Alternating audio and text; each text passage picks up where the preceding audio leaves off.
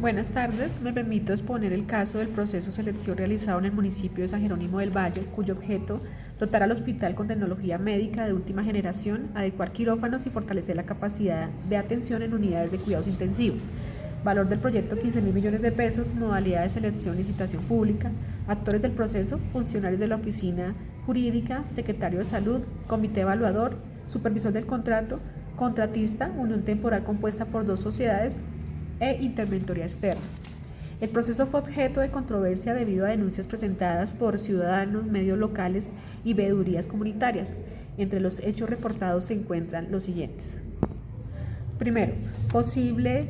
inhabilidad de uno de los socios de la unión temporal, quien habría sido sancionado fiscalmente por la Contraloría General de la República en un contrato anterior con otra entidad del Estado. Según el artículo 9 del numeral primero, la ley 80 del 93, no pueden contratar con el Estado las personas que se hallen inhabilitadas por sanción o fallo de responsabilidad fiscal ejecutoriado hasta que se haya resarcido el daño o se haya firmado acuerdo de pago y esté en cumplimiento. Por otra parte, las uniones temporales y consorcios están sujetas al principio de solidaridad frente a las inhabilidades e incompatibilidades. Artículo 7 de la ley 80 del 93. Por tanto, si uno de los socios de la unión temporal está inhabilitado, toda la unión temporal queda inhabilitada para participar o contratar. Si la alcaldía no verificó adecuadamente las inhabilidades en la etapa precontractual o permitió la contratación pese a conocer la sanción fiscal del socio, entonces podría configurarse falla del servicio o falta de planeación, violando el principio de legalidad y selección objetiva. Los funcionarios que omitieron revisar el boletín de responsables fiscales incurren en falta disciplinaria grave conforme al Código Disciplinario Único por violar los principios de la función administrativa, incurren en responsabilidad disciplinaria, fiscal e incluso penal. Por lo anterior, las consecuencias en cuanto al contrato, si se demuestra que el contratista estaba inhabilitado al momento de la suscripción, el contrato es nulo de pleno derecho, conforme al artículo 44 de la Ley 80 del 93. La propuesta presentada para el presente hecho, de quien les habla, es que los profesionales encargados de evaluar los requisitos jurídicos deben realizar consulta y adjuntar al informe de evaluación el soporte, el certificado o el pantallazo del boletín de responsables fiscales y a su vez adjuntarlo al informe y publicarlo en el SECOP. El segundo hecho presentado fue la omisión de la información en el registro único de proponentes relacionado con antecedentes contractuales de una de las firmas que componen la unión temporal. Esta omisión no fue advertida por el comité evaluador ni por el jefe de contratación. Es obligación y responsabilidad del comité evaluador verificar que el oferente cumpla con todos y cada uno de los requisitos habilitantes, antecedentes y condiciones establecidos en el pliego de condiciones, pues estaría permitiendo la participación o contratación de un proponente sin cumplir los requisitos exigidos por la ley. Por tanto, se estaría generando la nulidad del contrato por objeto o causa ilícita, artículo 44, ley 80 del 93. La responsabilidad disciplinaria, fiscal o penal de los funcionarios que actuaron con negligencia. En cuanto a la responsabilidad que se le puede atribuir a la unión temporal, pese a que esta figura de asociación permite delimitar responsabilidades específicas para cada integrante, frente al Estado se mantiene una responsabilidad solidaria por el cumplimiento general del contrato. Por tanto, se configura una responsabilidad compartida, tanto jurídica como administrativa. Todos sus miembros responden solidariamente por la veracidad y exactitud de la información presentada ante el RUP y en los procesos de contratación. Artículo 7, ley 80 del 93 y artículo 6 de la ley 1150 del 2007. Pero si se demuestra que uno de los integrantes fue quien ocultó la información, este asumirá las consecuencias administrativas y disciplinarias, pero los efectos contractuales como el rechazo de la propuesta o la nulidad afectan a toda la unión temporal. Frente al hecho, la propuesta presentada por quien les habla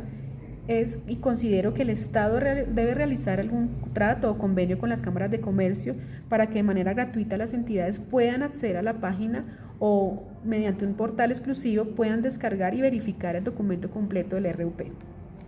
Los siguientes hechos reportados fueron: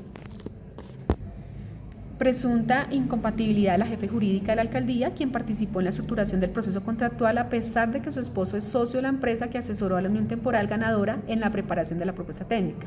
Y falta de declaración de conflicto de intereses por parte del secretario de Salud, quien, además de intervenir en la elaboración de los estudios previos, ha mantenido una relación laboral como docente con una de las universidades que conforma un consorcio asesor técnico del contratista.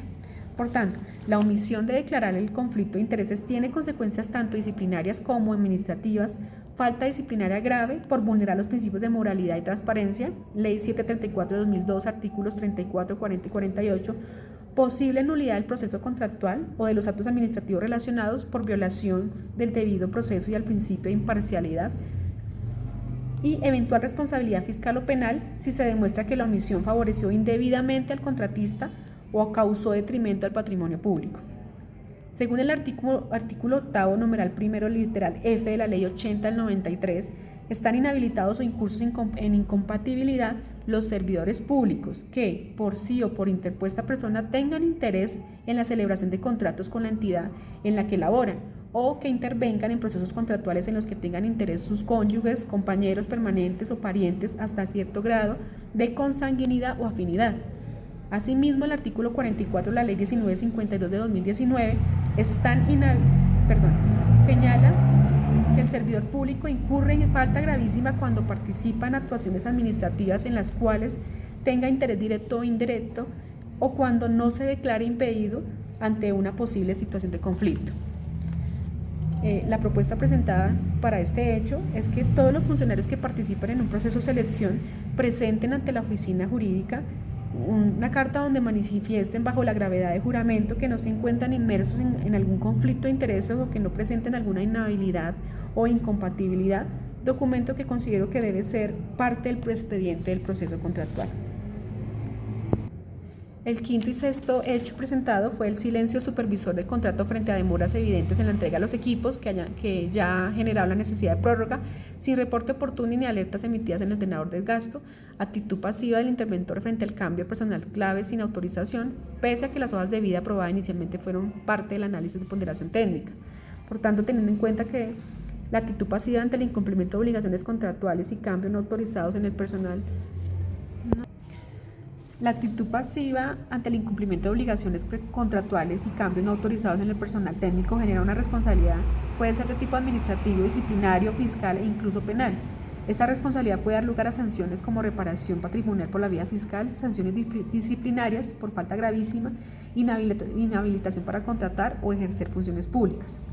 La propuesta que presento para este hecho es que la Oficina de Control Interno, dentro de sus funciones y con personal especializado, debe realizar auditorías constantes de revisión y control de las funciones del supervisor e interventor, y estos a su vez presenten informes de manera obligatoria de seguimiento de las actividades de la ejecución contractual, los cuales deben ser verificables por parte de la Oficina de Control Interno.